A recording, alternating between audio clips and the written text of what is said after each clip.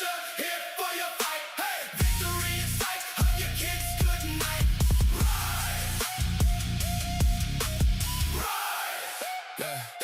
Yeah. We show up steady when the headlines fade. Mic on, truth on, never afraid. Hands to the sky when the drums hit hard. We stand together, we hold that guard. Hear that bass like a warning sign.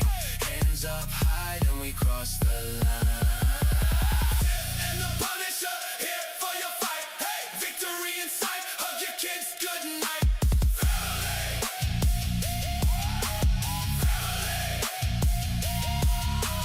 Tiff and the Punisher, here for your fight. Hey, victory in sight. Hug your kids good night.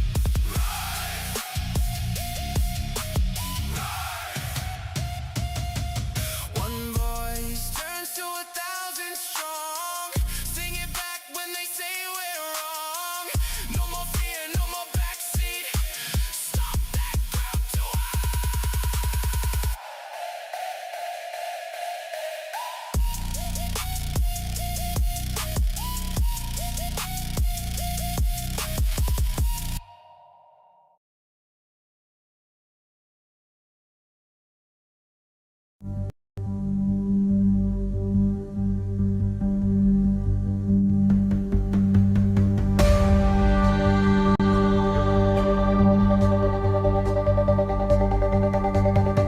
Tiff and the Punisher, they won't back down. Fight for the children in every town.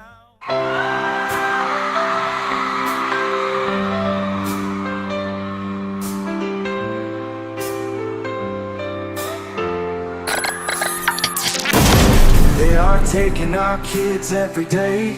I shout them in and no one has a thing to say. For those who have been isolated, don't be worried, you have a voice today. So listen up everyone, here is the story. Child Protective Services is real. CPS is what they call it. They want our kids because it fills a lot of people's wallet. We all think it won't be us. We say when they come we will be so tough. It all sounds good when there's no one to take them. But when they come, your voice gets to breaking. Stay calm, step away. CPS ain't taking no one today. We are educated. Stay calm, step away. CPS, you need to leave. I know the tricks up your sleeves. You can't do what you're trying to do. We have done our homework. Don't do a damn thing without a warrant. You no longer will steal our kids this way.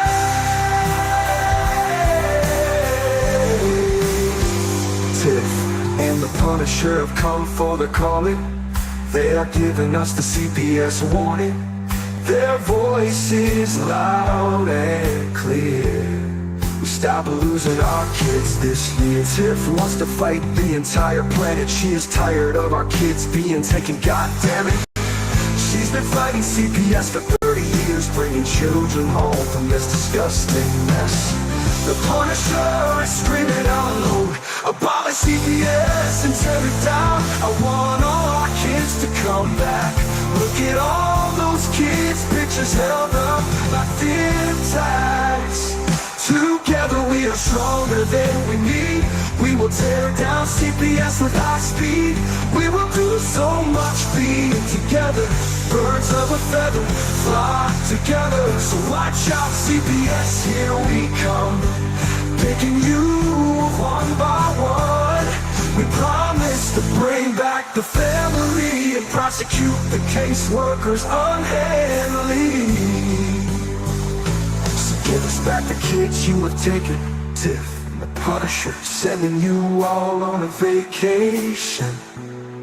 The one with bars in the windows and the only games you play are old Nintendos.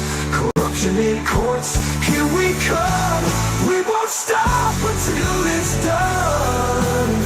Your judge just need to learn what you stand for. This is Tiff and The Punisher warrior, and we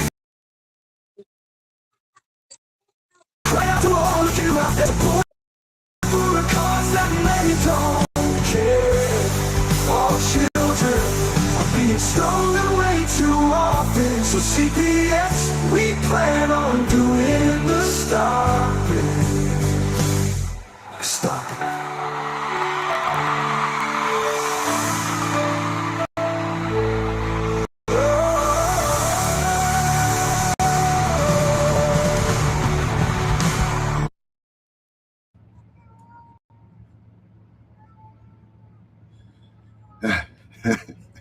Hey, Tiff.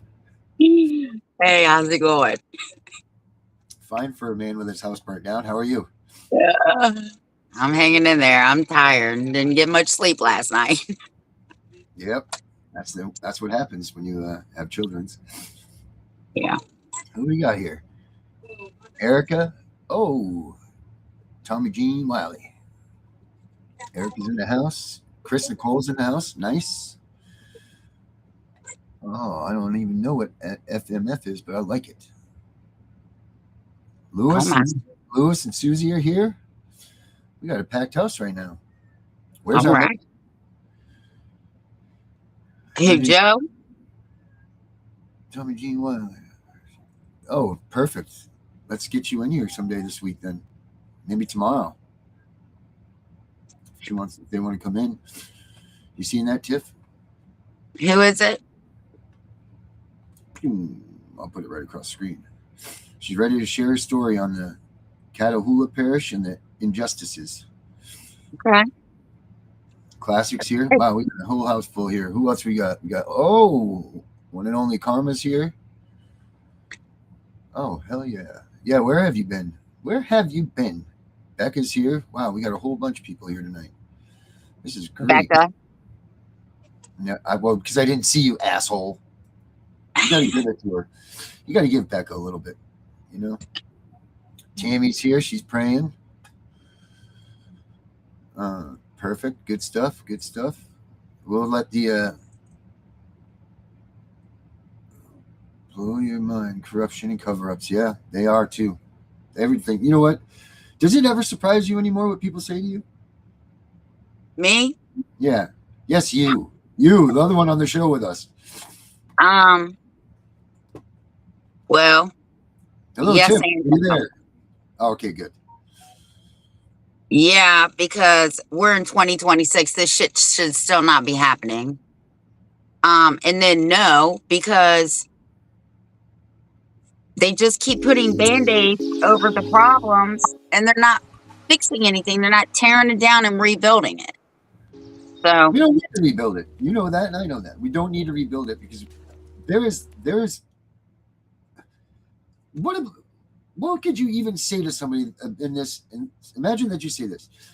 There's a problem that less than 2% of this country has, and we are going to give it a budget the size of our military. But this problem only affects less than 2% of the people in this country. What would you say about that?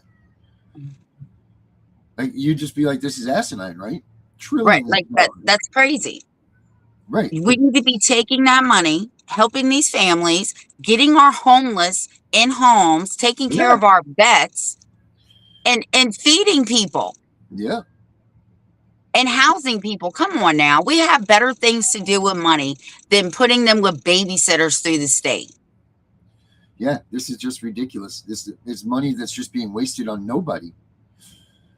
On rent, on rental cars, on gas, on all of this bullshit that we don't need to have.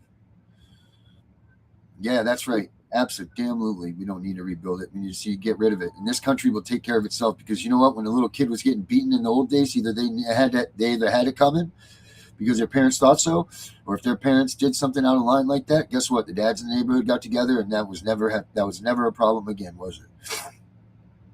You know, people talk about the old times of all of this We didn't have this stuff when the mafia was running the streets, when, like when there was organized crime and things like that. You didn't have kids being out of line like this, like, because it was so much respect on your parents and everything that you didn't dare to go out and be, and that's where this line draws too, is like, there's some sort of a switch happened after our generation. Is like, when did the respect for the parent die out? I would have never dreamt of saying, let me go to the school and tell them that I don't have a cell phone and call CPS on my parents. Are you shitting me? I'd have been scared to death when my parents been right there to pull my ass out of school and beat my ass. Like, that was it. You had that fear about it. And it wasn't that they were getting beaten, your eyes were getting black and blue and all that stuff. But if you did wrong, you were hit. You deserved it. Not to change the subject, but did you listen to the arguments today in the Supreme Court? I certainly didn't. Why don't you enlighten us? Well, it was a lot. But I will tell you, both sides had good arguments. But the problem the Trump administration is going to have is you can't change the Constitution without a constitutional convention. And the Constitution is very clear. All persons born or nationalized are United States citizens. I think that's going to be the biggest hurdle. I do not believe that it's going to get overturned, but I didn't think they would overturn Roe v. Wade. So I will be surprised if my cat slaps me as he's walking on me. If they overturn it, because the Constitution is very clear about who is a citizen and who is not a citizen. So I looked up this word that they kept using. Oh crap, I can't even remember it. But anyway, it means like I live here, my residence is here, but I go somewhere else for a little while, and then I come back. Exile, maybe. Oh, jail? No, not jail. Like, you just go somewhere else. Shapeshifter. No, the word was dexile. Oh, domicile? Yeah, that. Domicile. So I had to look it up because I'm like, what the hell does that mean? So their biggest thing is, the Trump administration's biggest thing is, if a child is born here and then they leave, they have an American birth certificate, which means they're entitled to Social Security, they're entitled to benefits, they're entitled to this, they're entitled to that, right? Right. And they're even calling these babies that are here for like vacations, they're calling them anchor babies and tourism babies. Yeah. Those aren't so bad, though. Well, about 26,000, they said, are born in the United States every day.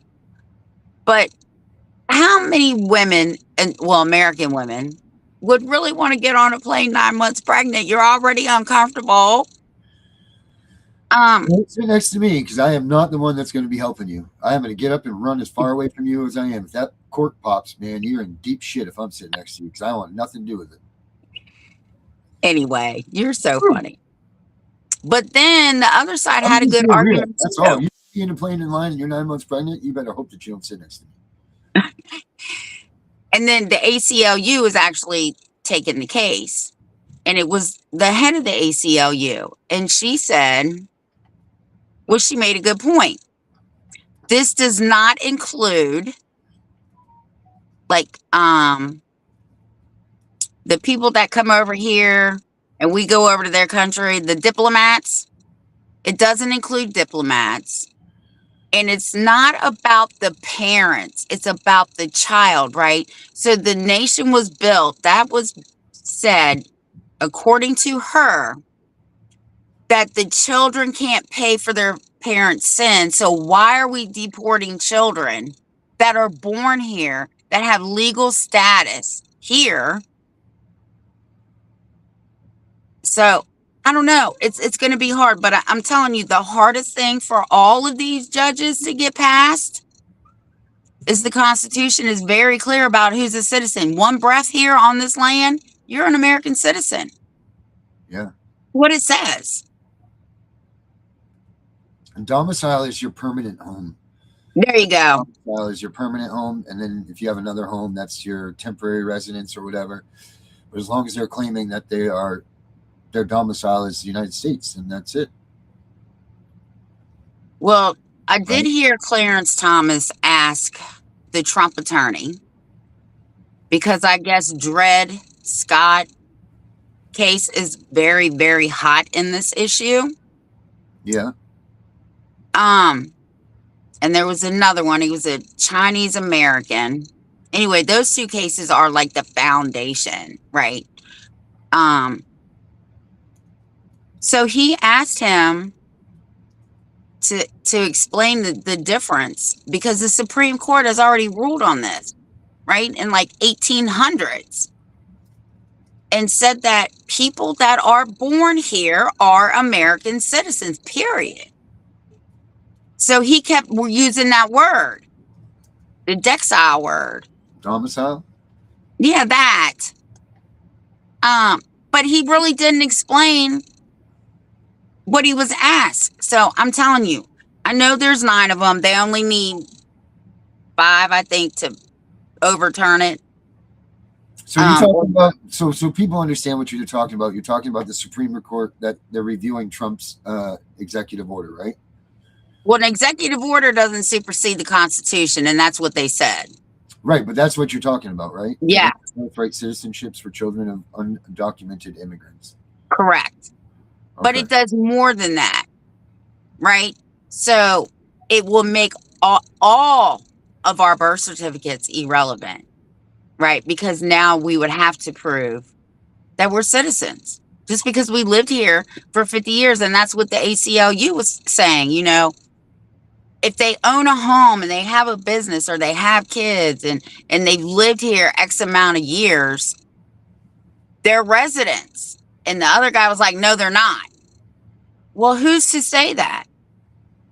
But anyway, they said they'll have their ruling in June, the end of June or the beginning of July. But like I said, both arguments were very compelling. The problem they're going to have to get past, because they are supposed to rule on the Constitution. That is their job. I don't know how they're going to get past all persons born or nationalized are United States citizens. It's right in the Constitution.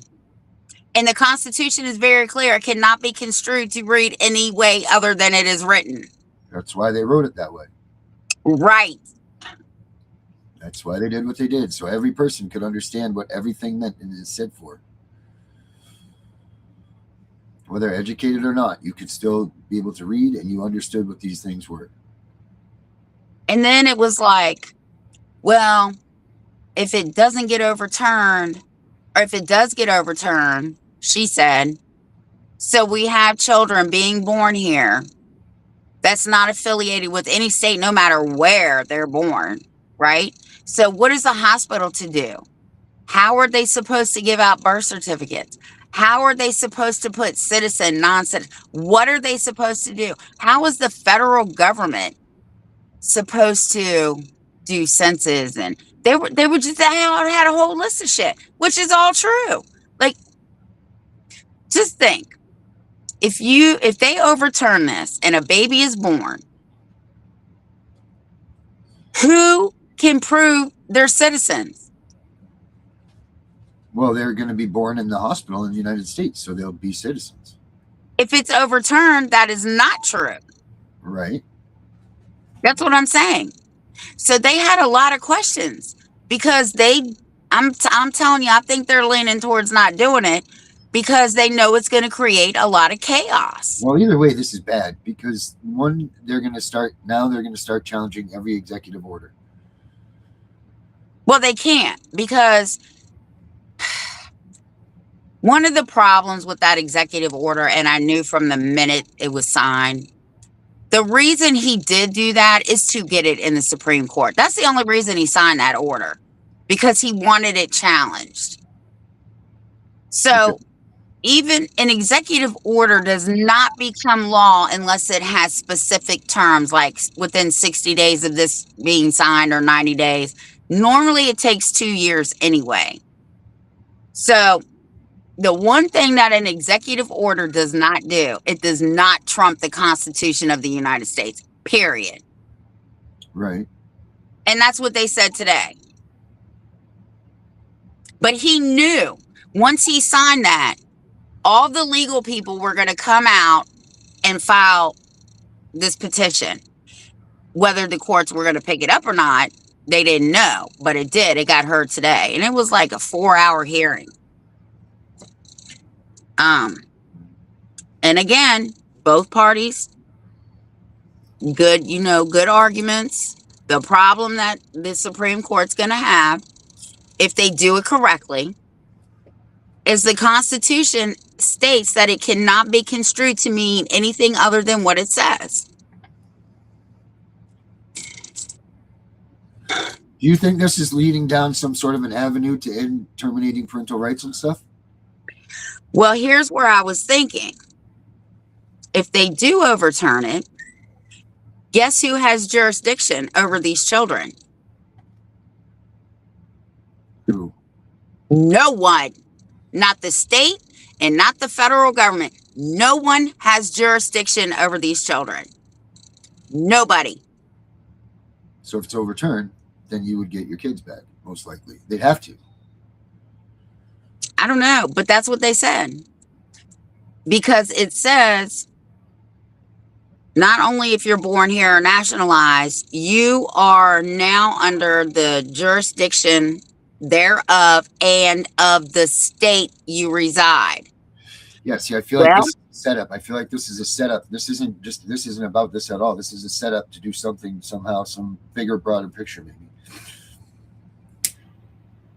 Well, I will tell you that if it gets overturned, nobody can be touching any more kids because nobody's got jurisdiction over them. Not the federal government and not the state. Not even the courts.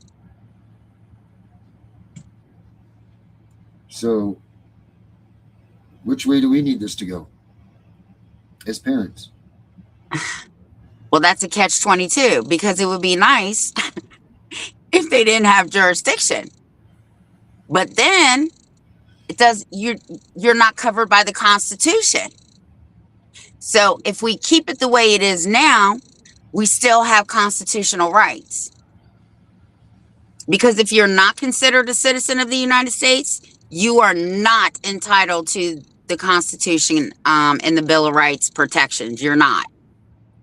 The only thing that people that are not supposed to be here have coverage is under the 14th Amendment, and that's the Due Process Clause. That's it, and that's all.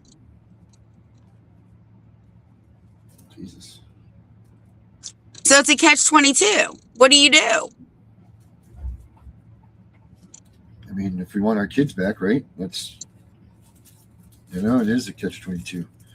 Because I don't know. I mean, if you want to see because I can just see the light, I can see the writing on the wall now for this. Before I was like, what? This is not anything. But now I'm starting to look at it, and you just saying that made a little light bulb go off in my head. Is this a predecessor for things to come about the rights of our children, and where do they stand? Where do children stand with their own rights, and how do they stand as citizens of the United States? Because as it goes in courts now, our kids don't have rights when they're in family court. They're just shuffled off as whatever they say doesn't matter until they're 14 or 15. But that's not true. That's not true. Well, because listen, right now. But that's wrong. Of course it is. That's what I'm saying. Right, So but they do have rights, and people need to understand that. And this is another thing that I think that why they're trying to overturn the 14th Amendment on, and it's only on that. It's nothing else in the 14th Amendment. What it is okay. So I don't know if people know, but the United States is the only country that does not recognize "quote unquote" children's rights. But here's the other thing. We don't need to recognize them because we have a constitution that recognizes everybody's rights. Child, hell, animals, people. You know what I'm saying?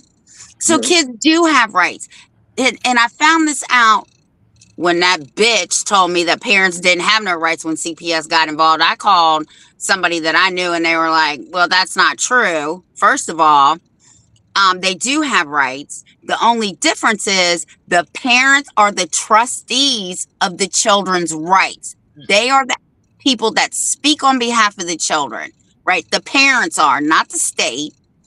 So he was like, she's wrong. So then I called a lawyer and they were like, who the hell told you that? And I told him and they were like, no, she's wrong.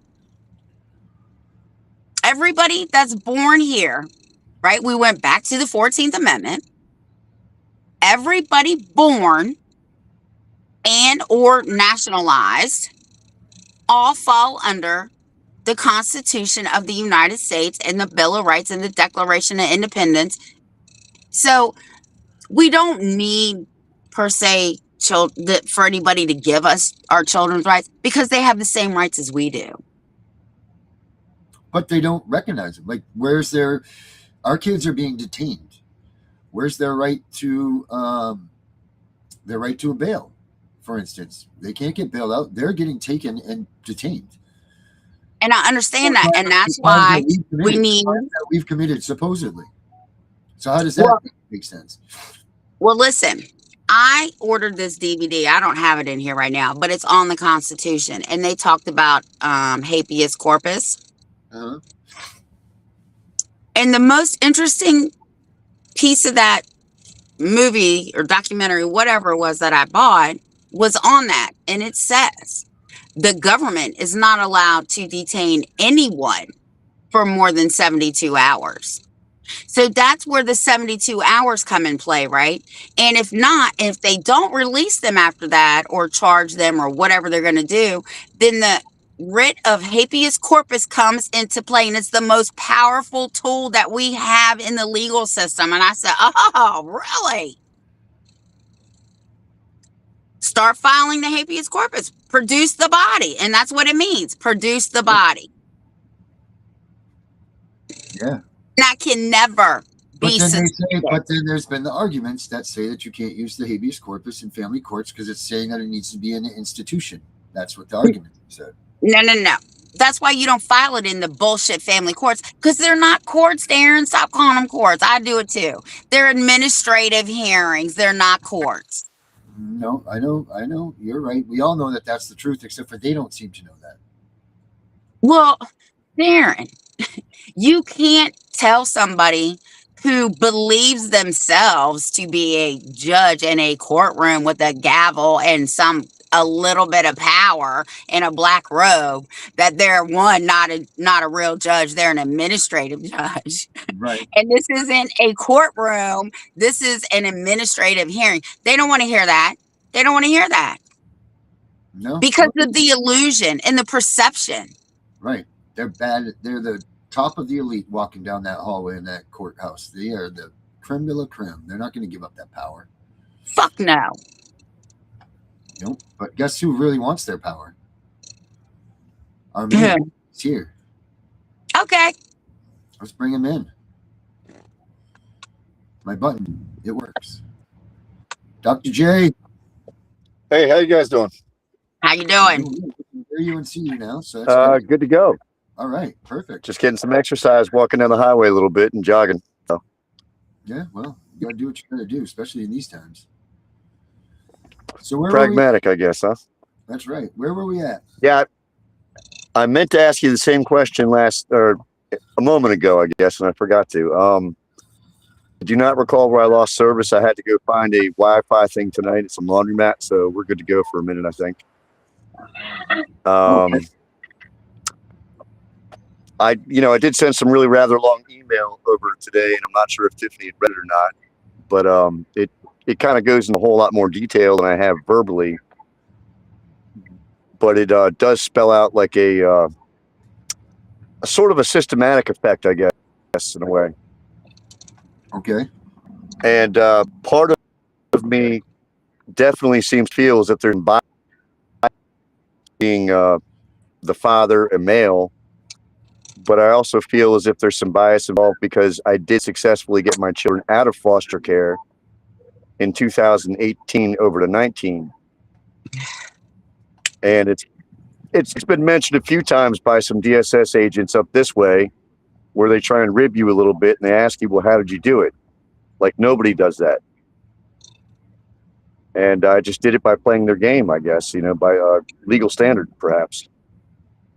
I proved the fact that there was no injury. And oddly enough, back in that case also, the court appointed lawyers out of 6 appeals, 5 of them went unsigned. I was able to successfully get the children out based upon 1 appeal by my own handwriting. Meaning, so it definitely reached a level of corruption where you have lawyers that are like 25 years experienced, and they consecutively forget to sign appeals on foster care. So there's some underlying anger I feel that kind of comes back my way, and I think that's why I've kind of endured. I don't know. Perhaps the word I'm looking for is kind of like the death sentence, so to speak. It's kind of like in my opinion, and what I've learned here. Yeah, well, what I've learned here again, and I've mentioned it a few times, but I learned it very adequately in 2018. Is that if DSS does not want you to go homeless, you do not go homeless. Right. They have funding, they have community connections, they have all sorts of things in their bag of tricks. And especially when there are children in said home, I believe that would go against the fundamental principle of their charter. So it's kind of like, it's definitively personal on this level, I feel, because I can say for surety that this is the outcome that they wanted for the moment. And again, it just goes to show that basically, if you present yourself with a addiction, a substance abuse problem, anything like that, you attend some classes, and 6 months later they will give you a home. Mm-hmm. If you actually try and assert the fact that you would prefer to work to support your children, they go out of the way to pretty much smile at you, but at the same time, there's a dagger in your back each time you turn around. And I believe from the last thing I heard from you guys prior to me joining into the conversation, the law was what you were describing. The judge basically kind of sit up there in uniform and outfit, and they think there's something and they're really not. That is a very big component of the family court system. And it's almost like you have to agree to their terms pretty much, but at the same time, you're agreeing to a closed courtroom. You're agreeing to just a lot of slander and libel.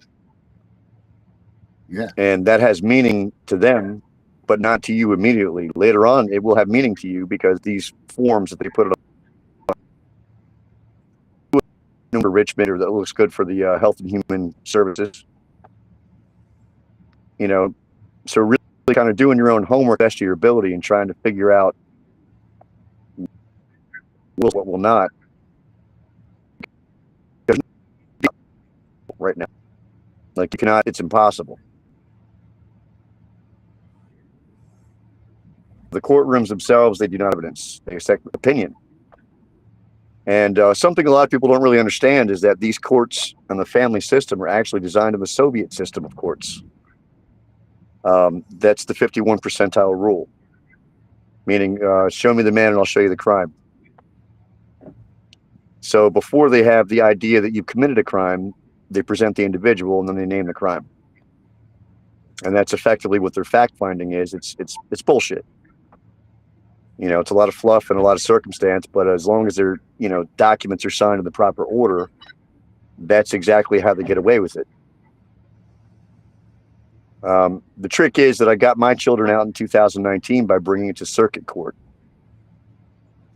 So you moved jurisdiction. And I believe that's, yes, it was within the same physical jurisdiction, but I took it out of the family court realm. Exhausted all appeals. Again, the appeals themselves had gone unsigned by the original court-appointed attorneys. And the rabbit hole gets very, very deep when you look into it. You start seeing actors that play different roles depending upon their assigned role for the moment.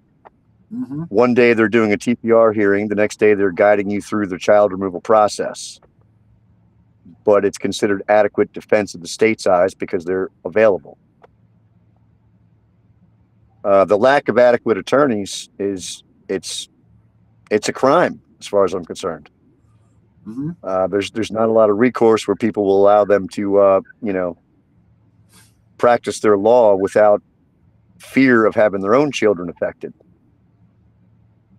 And I believe that's what happened to our attorney down there in a law firm called Mickey Hamlet. It's a good law firm out of Charlottesville. But it was very telling when, the gentleman, after we got them out of foster care, COVID hit. And then my very next contact with them was they were very interested in pursuing accountability. But given a little bit more time, all of a sudden, it was a curt no, just absolutely not. And I never did get an answer as to why, because he was very enthusiastic at first and said that you have an open and shut case based upon the removal itself on a bruise that never existed. You have the only medical evidence. They hate you because you accessed their forensic nurse. And all of a sudden it was a no for no logical reason. We're talking about quite possibly a few $1 million of accountability out of 4 children gone for a year, which would have been a windfall for his law firm. But to simply turn it down like that, I believe, indicated to me that there was some backdoor affairs that were going on, and perhaps he himself felt the same, underlying creative coercion, I guess, perhaps, of not pursuing that. Because when a lawyer does not offer you any explanation, but just simply says no, after expressing a lot of enthusiasm, and after all, they're in it to make money. And they're turning down, at least 35 to 50% of whatever you get. It's a very psychologically telling event. When you have all the evidence on your side and you're simply going in there for a one-day event that basically says, okay, you removed him based on what? Here's the medical evidence. They don't have it, open and shut. I mean, it doesn't get a lot more prepared than that for an attorney to present and be the mouthpiece. And up here in Winchester, it's no different. I mean, it's like I have an attorney. He's interesting. He's nice. But he's not allowed to speak very much. And when he speaks, he's ridiculed and mocked. Guardian ad litem involved. Her name is Lorena Smalls. She, puts orders in place that doesn't seem to make a lot of sense. She doesn't explain why she would like to have it, but underlying, you can see why she would like to put it in place, and that's to kill employment or to put a monkey wrench in whatever you're doing successfully, which is doing your best to provide for and care for your children who are displaced again because of a loved one's mental illness and substance abuse. And so you are basically vilified for attempting to do the best on both aspects. And so far, there has not been a venue to air that out. And I don't believe there will be until there's a separate court involved. And I think that's the principle of how CPS operates, to be honest. They don't do very well in circuit courts. They don't do very well in Supreme Courts, but they dominate in family courts. And there's something else I believe listeners might want to understand, is that there's different levels of corruption that go along with it. Mm-hmm. In the 2018 case, initially it was myself, my wife, a former judge who was accused of battering his wife and lost his judgeship. So he was an attorney for DSS. And there were about maybe 3 DSS agents and a school counselor. You fast forward 3 months, it was standing room only in those courtrooms. Something was happening. There were people from, I saw badges and I saw name tags with different descriptions of government agencies. So they were starting to pay attention because there was enough drama being raised, both by myself and a few other people, about, well, why are we even here? If there's no injury, then why are we here? Where are my kids? And they can't come out and overrule what the courtroom has already done, but they do come and observe. One form of corruption that the CPS does practice, though, is they call it court packing. Court packing is when, most of the CPS agents for the day are told to go to court, and you might find 15 or 20 of them in a courtroom. And they are simply there to lay a psychological burden on the judge. That's it.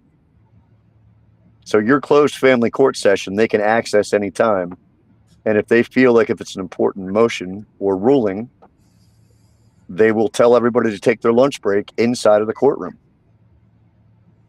And so now the judge gets to stare at 15 or 20 different faces of people that he will see on a daily basis.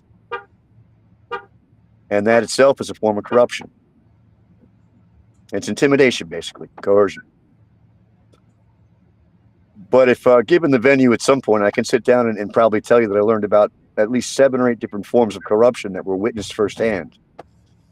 And that, again, it goes back to the court-appointed attorneys. On one level, they wear the hat of the defense attorney. On the other level, they are, literally prosecuting TPR hearings. Mm-hmm. And when push comes to shove, they all feed from the same trough. So it's no mistake you have a series of appeals for foster care and child removal. And it's no mistake these individuals documents. That's have us to read simultaneously. And I have copies of these things, and they're on the very front of these binders that are handed to me at court as a form of corruption by the attorney that we had. There were judicial complaints put in place. There were also bar complaints put in place as attorneys. Not much ever came out of it. Matter of fact, I have one of those attorneys that read my wife chase me around the court, sign that document. Trying to stall me. Basically, at the front door, why are you here? It's none of your business. I don't even. Yeah. And proceed upstairs. The man physically followed me around, pestering me and badgering me. That was the final day I knew it.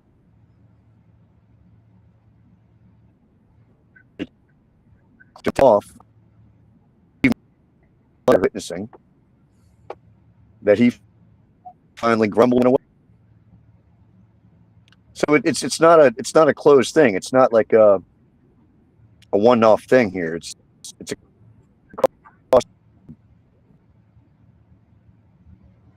Yeah. And the rest basically 18. They can now preserve anything from that time period. They can now sue on civil rights violations at the age of 18. And the problems is finding attorneys that will handle this, and handle it adequately. There's a lot of money to be made. There's a lot of immunity these people will lose if the correct attorneys got involved. Mm-hmm. I mean, now that literally spells a contradictory statement, meaning like that there's safe plan. There was the address, but I have everything to prove it. But that is the mechanism they want to use to put protective orders in place. It doesn't make any sense to me. And quite honestly, in a nutshell, and I don't want to take the whole, show here, but I mean, it literally No, it's your is as if platform right now, brother. in isolation. It just seems they work in isolation. They don't do well with the spotlight. They circle the wagons anytime you question them.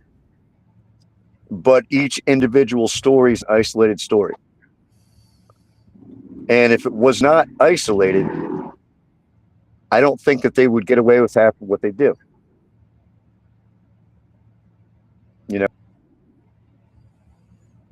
I don't really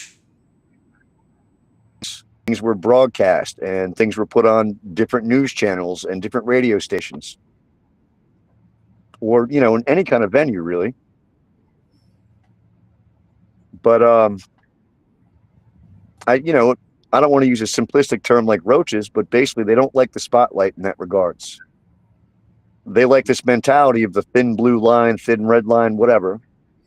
Right. That it's them against everybody else. It's a very, very, very narcissistic way of viewing things. Mm-hmm. But that is a system-wide approach. And the only way to get into that and to defeat that, I believe, without going outside the boundaries of law, would literally be to shine a spotlight everywhere they go. You know, their documents, they don't mean a whole lot. They really don't. If you look at the documents, you'll find dates wrong, ages wrong, Mm-hmm. children's names wrong. And every facet of that, if put forth in the correct avenue and courtroom, has meaning. Meaning, like, if they misspell your child's name, well, sorry, they have the wrong child. Right. You know, if they misspelled, you know, any kind of context, it's just sloppy work, which in a, you know, realistic approach, if you're that sloppy in your grammar, if you're that sloppy in your legal proceeding, what else are you doing? But again, it's the isolation that they thrive on. You know, and a really interesting thing here that I'm currently dealing with is that my son, who's on the spectrum, cut his mother off 2.5 years ago for lack of proper mental health and substance abuse. He's 14 years old now. So he's at the age now he can speak for himself if he wants to have interaction with his mother and what terms they might be. For him, it's very simple. He wants her sober. That's it. That's all he says. Mm-hmm. But yet somehow the family court, a guardian ad litem, DSS, nobody can seem to figure out that he is at an age of majority that can come up with his own terms. And so now there's court orders in place to force me to encourage him to interact with his abuser. That if I don't encourage it, then I'm again liable for potentially going to jail. It doesn't make any sense. Yeah. You know, his mother was convicted of beating him in court on July 4th of 2024. She attacked him. And within a month and a half, they wanted to send him back home to her. And I had to speak up and say, you know, it's really kind of up to him. He went back home for a few days, saw nothing had changed, and ended up back at my house. Just showed up one day at the door. I didn't even ask him how he got there. And he's been there ever since. So my question is, again, is at what point does a child have the right to say, I'm just not comfortable? Mm-hmm. And at what point and what duty does the court have to acknowledge that without trying to coerce a parent who's simply trying to navigate what the child's boundaries are? You know, it's kind of like me saying, I don't really have a dog in that part of the fight. I'm just simply stuck in the middle. Every time they come to me, I just politely say, why don't you go to him? You know, hear it from his own words, his own mouth, his own thoughts. And then when he speaks, I'm accused of parental alienation. But at the same time, I don't even allow the children to speak disparagingly about their mother. You know, we just stick to the facts. Hey, you've got a mother, your mother loves you. But on the flip side, there's something else steering the ship, and that's called mental health and substance abuse relating to that. And sometimes that just takes control of it. That's not parental alienation, I feel. That's truth. Right. And it's age appropriate. It's a very simplistic way to say that, you know, there's a problem, and this problem is so acute that's kind of you know, it's steering what this person once was. It doesn't mean she can't come back from it. I would never want to take that away from a child and put her a final answer in their mind. But if they formulate their own opinion and say, I simply want her sober, that's a pretty articulate way for a child to put it. Mm-hmm. And question that lawyers, that, you know, it would be great if some stepped up and, you know, paid attention and learned. But they're getting slaughtered in these courts, dude. I mean, just bottom line. And if you don't play the game, you don't eat from the same trough. If you're not part of the same fiefdom, you're on the out. And I think fundamentally that's, you know, really what the root problem basically is. There's, you know, legal representation should not be somebody appointed to you. You meet them 5 minutes before the hearing, and then you have a state agency sitting there with stacks of paperwork that no one's even willing to go through. And no one's willing to devote the time to do anything. And they just say whatever they feel like, and they get what they want. And yet somehow it's supposed to have legal repercussions on the outside world. Mm-hmm. It's kind of a, you know, it's a big stretch of cognitive dissonance in a certain aspect, I believe. Because now you have to try and realize that, you know, okay, this is part of reality too. I can see there's a problem, but I have to ignore it. And I have to go about my business on a daily basis. And I'm not quite sure what I'm supposed to be doing, but apparently whatever I'm doing is not good enough for these agents and actors. Mm-hmm. And that's the crux of it all, I think. But seriously, it's just, you know, I welcome any input from anybody on how to rectify anything here. Because I did not read the whole email because I know your story. Right. But Darren, Yes, ma'am. we need to get him in touch with Jess, because I will tell you that I got a message right before we came on that the court in Virginia, I don't want to say the court because I'm not sure, has recognized the person that she helped from the last rally. And I was telling you about that. So I think Jess might be able to help him with some legal paperwork. Okay. I'll get in touch with her tonight. Yeah, but he's not on social media, so you'll have to give the phone number to her. Yeah, if I can get the resources together, I'm happy to meet anybody, anytime, anywhere. Yeah, we're not worried about that. Okay, Tiffany knows more of what's going on. I mean, and you know, one more thing I wanted to mention before I got cut loose here for a second. You know, I've got a 15-year-old that's now in a psych hospital for the next 6 months of her life. And the travesty of all that part right there is in May, this girl, she took me to go shopping for her first dress when she was 7 years old. And everything changed on June 11th.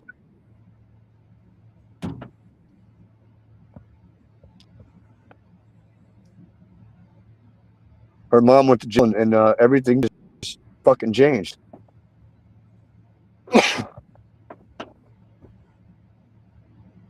Man. And now she can't handle it no more. And, you know, I'm sorry, I get kind of choked up at it, but it's like this. The kid's already 2 cycles of this.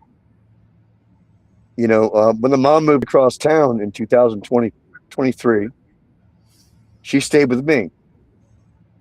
And she stayed with me because she had already gone through these episodes of bipolar things that would happen primarily in the spring. And it was the mom attacking her. It was, you know, the mom basically locking herself in her bedroom and leaving this 6-year-old child to tend to her siblings, to feed them, to change diapers, to, you know. And it was just so self-absorbed. And the child elected to stay with the dad, me. And that was after the child attacked me for a good 2-month period under the mom's watch before the mom was TDO'd in August of 2022. And she finally sat down and apologized to me and said that was basically because, you know, the mother would tell her stories like, dad has a secret girlfriend. He's got an apartment for her or something. That's why there's no money. There's no money because I paid the rent. I paid all utilities. I paid a car note. I paid all insurance. I bought 85% of the food in the home. And I was content. So there wasn't a lot of play money. You know, mom used her money for SSI money for herself. So to concoct a story like that and tell people this, it doesn't make any sense. But the child's already lived through 2 of these cycles where, you know, the mother messes up and all of a sudden right behind them comes the DSS people. And pretty soon within a month or so, there's no more employment for dad. And then it's waited home for 4 months straight or so just to, you know, have these same children sent back to the mom. And then we rebuild again. And this keeps on happening. And this year, she finally couldn't hack it anymore. They showed up and threatened her with, you know, you go to your mom's house or you go to foster care. And then the very next night, it was, you're going to foster care if your father's to sign these papers. And then within a couple of days, she presents herself to a school counselor, you know, and I'm just off to the hospital, which she had announced to the police officer that night. That's where she was going if they sent her to foster care. And it's just, I don't get it. You know, these people are bullies. You know, these are kids that have already been stolen before based upon a mark that didn't exist. And yet that's their first go-to every time is their method of execution. So again, I begin to start feeling as if it's more of a personal vendetta. I kind of feel like, you know, hey, man, these guys can check through documents and they already understand very well that there's a cycle that goes on with my wife. They already understands that she will keep on with the substance abuse. She will have a chemical imbalance. It will go up. We're entering that season soon. So my question comes now, what happens to the 4 little girls they sent back home with her?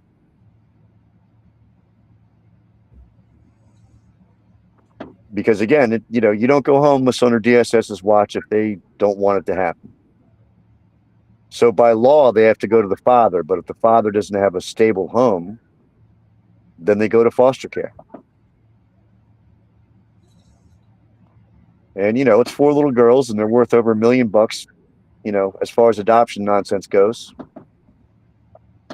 And that's also something the guardian ad litem announced back in 2022. She was angry. She said, I'm not sure how the father got them out of foster care, but they need to go back. The mother's unfit and the father's next.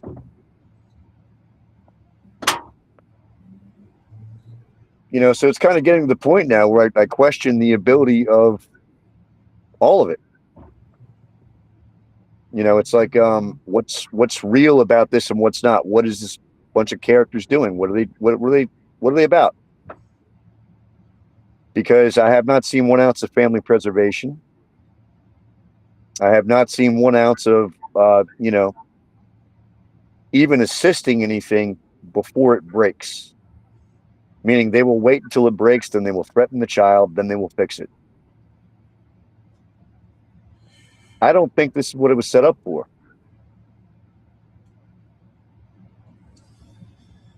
Nope.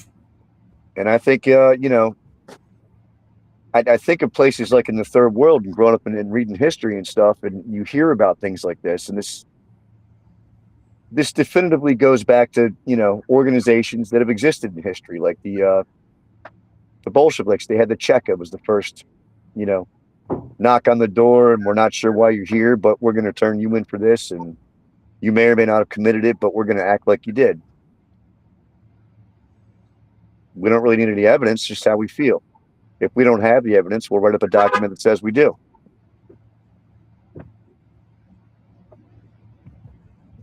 And like I wrote an email that basically it seems like, I've seen elements and firsthand what I thought of how bad it can get. This is 5 times worse.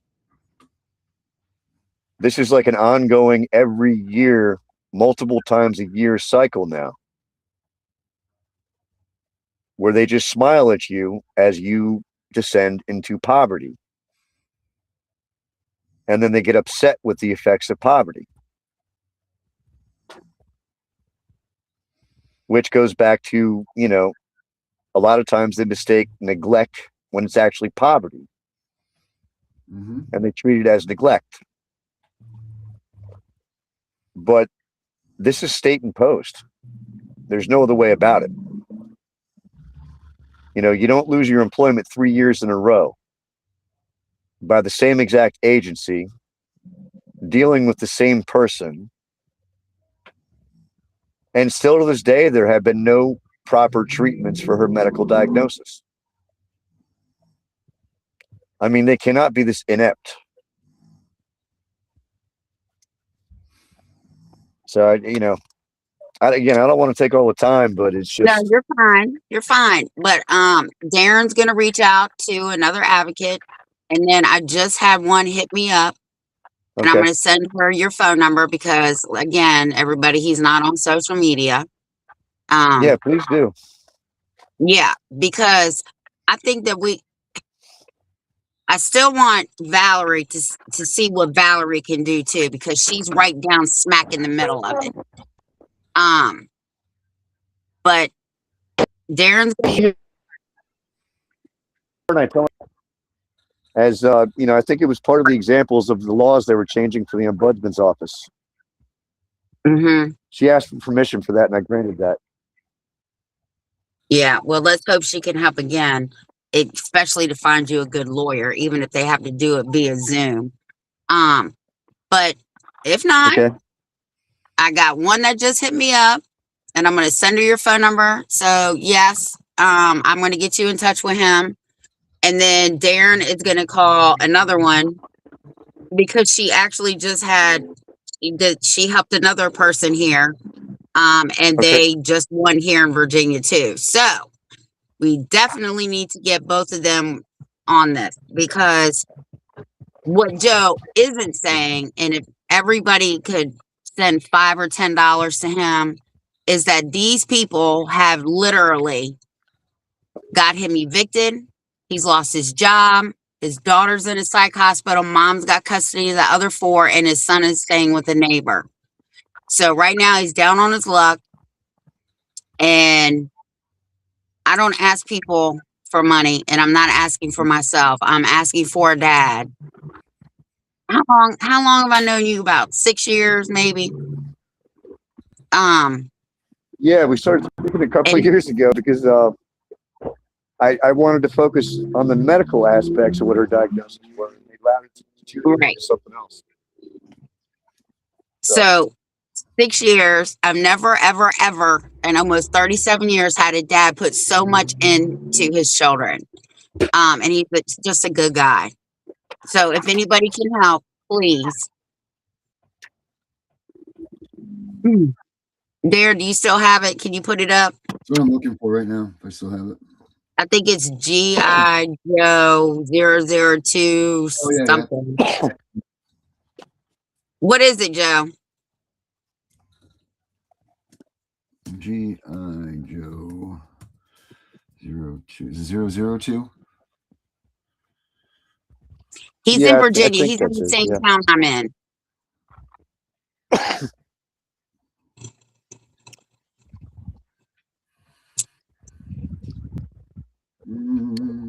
One that's a good news though is that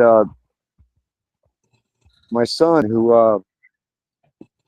all he's done was basically taking stray kittens for the past couple of years, right? Mm-hmm. So, yeah, that's his decompression thing. He just. I'm well aware. Well aware. He takes the stray kittens. I guess it's kind of like a chip off the old block in a weird way, but I've always been a dog guy. But when we moved here, it was just a whole area of strays, and so that became kind of his thing. Yeah. But he recently gave them up for adoption, and it took me a few weeks to, convince him it was okay. But he did go with me and give them over to the fosters and stuff like that. And that was a big step for him. I think that was the last ounce of everything was normal for the moment. Did you get to keep one of them at least?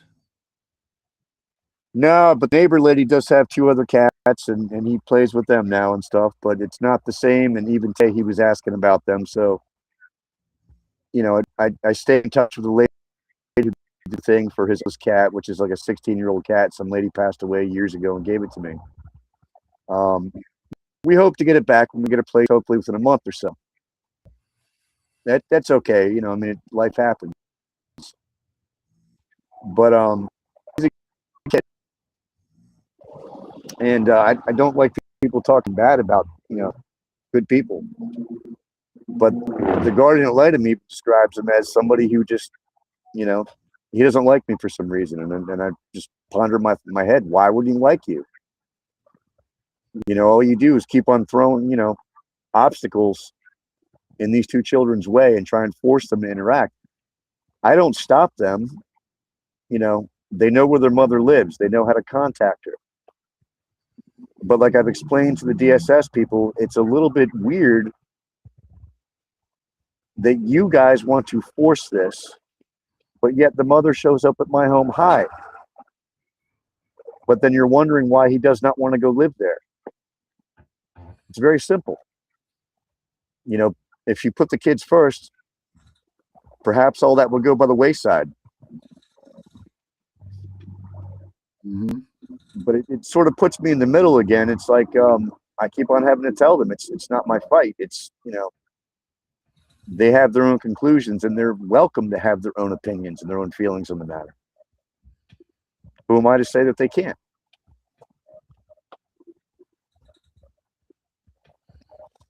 June, I think it was June 10th, the mother came to the home while I was at work, and she was beating on the windows and doors and scared my daughter to death. She calls up, says someone's breaking into the home.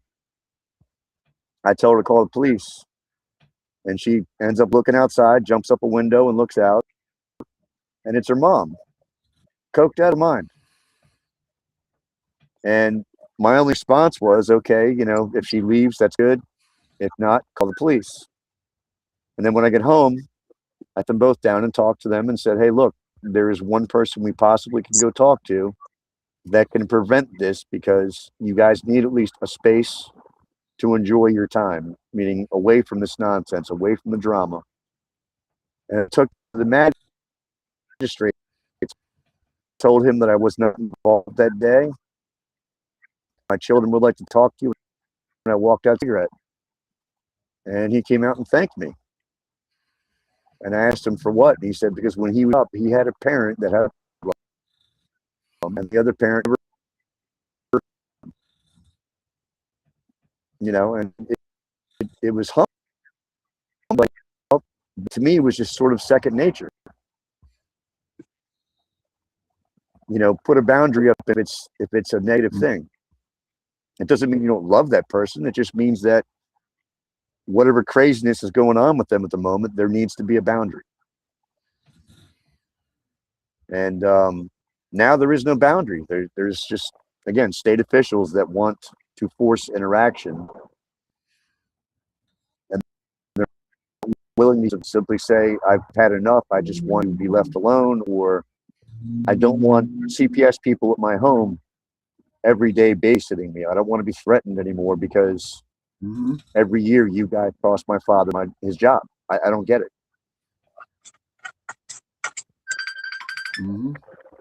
If it was a one-time event, I would say, okay, fine, that's collateral, but it's the same MO each time.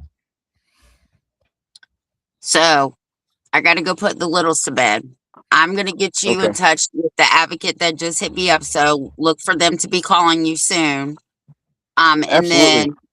then Darren, you got Darren's number. I'm on it right now. Yeah, and Darren is going to get in touch with the other one. And then let's see what Valerie does here. You guys are wonderful. Thank you. You're welcome. You're such a good guy. We can do for you, man. We'll do whatever we can do for you, man. Thank you very much. I just want it all normal. That's all. Right? You just want your life back. Yeah, that's a pretty accurate way of putting it. Yeah. Just want your life back, man. But like I said, if they would like to incarcerate me for going to jail, then or going to work, that's fine. I mean, that's just is what it is. But Well, I've never heard of another event like that. So yeah, no, neither have I. We're going to get people start working on this now. I'm Yep. sure one of them is going to call you in about 10 minutes, and she's a night owl. okay, perfect. I definitely will be up here. Thank you very much. You're welcome. All right, Joe. We'll talk to you soon, buddy. All right, you guys have a safe one. Okay, bye. Be safe. You too. Bye bye. Bye. Let's just pray it never happens to you. Wow. I feel bad for having my house There's done. nothing available.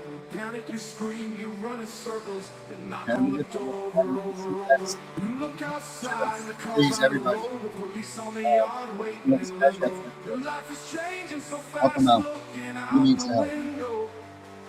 In just a moment, and things will turn bad. Prepare for the next part, it's real sad. Nothing downtown. They say hello, sir.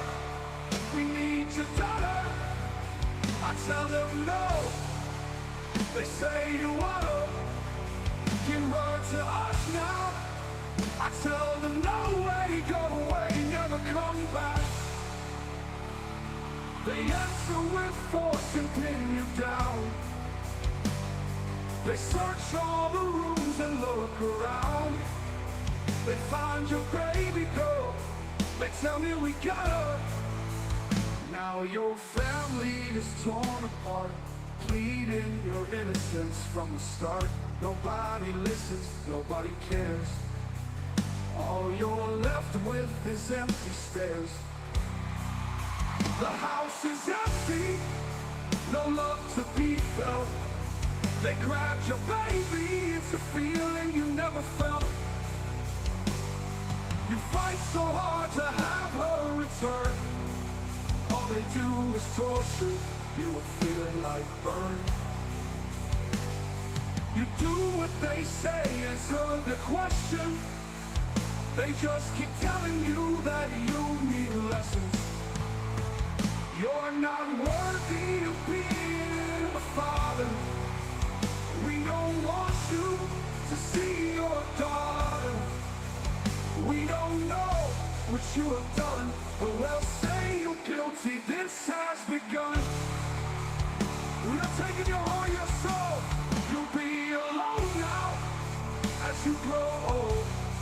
You either away and die. No one will be there to cry. All by yourself, you can't do a thing. No one wants you around. No one believes you did nothing wrong. You gave your best fight. There was nothing you could do. I'll always remember the lonely December. You took my heart out for nothing. There was no reason for what was done. No one listened, not one. As I lay dying on this bed, my visions are you running through my head. I'm sorry for nothing. I didn't do enough. I thought about you always. I didn't do enough. One day I'll be with you again, living in a world that you are in. Maybe that time I'll do it right. I'll be able to say goodnight. But for now, this life is over. There will be no more pain. I won't miss you in shame. I don't have to play this game. The unfair life that I was living, it's no memory. Hope you can be forgiven. I had it all once, they took it all away. So good night, sweet princess, pleasant dreams. We know it's all about the money, we know they lie, we know this is corruption. Does CPS know what they are doing to the children?